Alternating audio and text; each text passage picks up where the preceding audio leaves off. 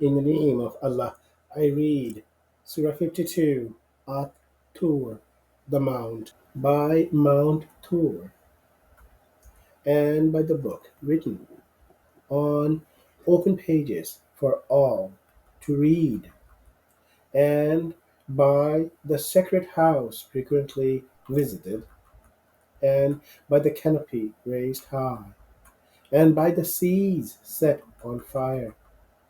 Indeed, the punishment of your Lord will come to pass. None will avert it. On the day the heavens will be shaken violently, and the mountains will be blown away entirely. Then woe on that day to the deniers, those who amuse themselves with falsehood. It is the day they will be fiercely shocked into the fire of hell. They will be told, "This is the fire which you used to deny.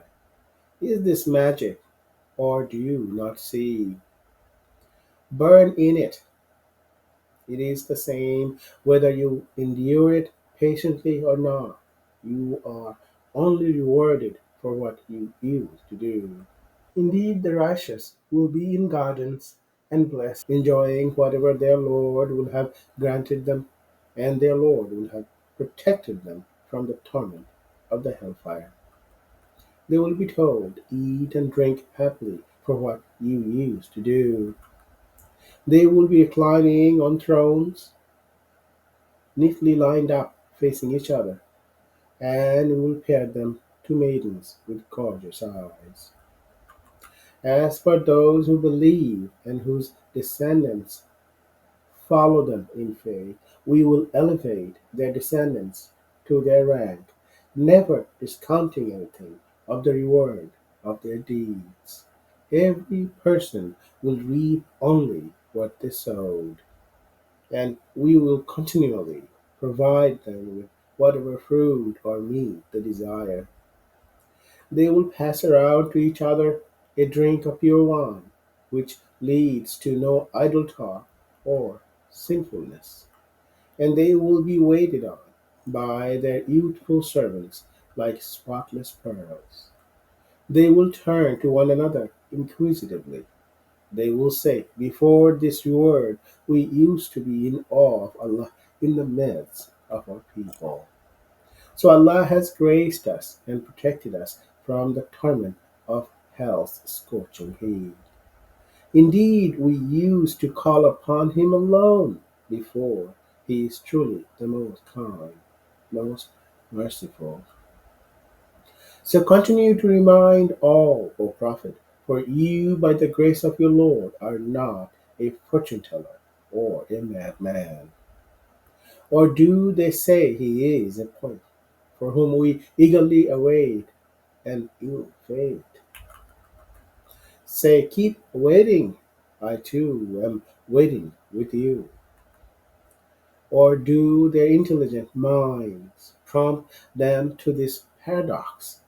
Or are they just a transgressing people? Or do they say he made this Quran up? In fact, they have no faith. Let them then produce something like it, if what they say is true. Or were they created by nothing? Or are they their own creators?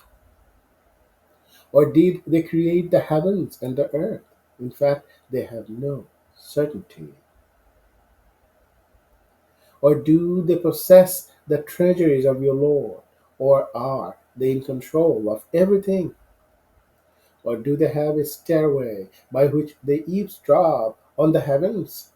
Then let those who do so bring a compelling proof. Or does he have daughters as you claim, while you prefer to have sons? Or are you, O Prophet, asking them for a reward for the message, so that they are overburdened by debt? Or do they have access to the record in the unseen, so they copy it for all to see? Or do they intend to scheme against the Prophet? Then it is the disbelievers who will fall victim. to their schemes? Or do they have a God other than Allah? Glorified is Allah, far above what they associate with Him. If they were to see a deadly piece of the sky fall down upon them, still they would say, this is just a pile of clouds. So leave them until they face their day in which they will be struck dead.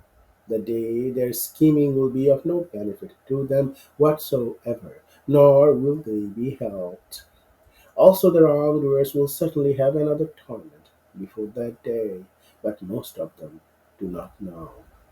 So be patient with your Lord's decree, for you are truly under our watchful eyes, and glorify the praises of your Lord when you rise, and glorify Him during part of the night and at the fading of the stars.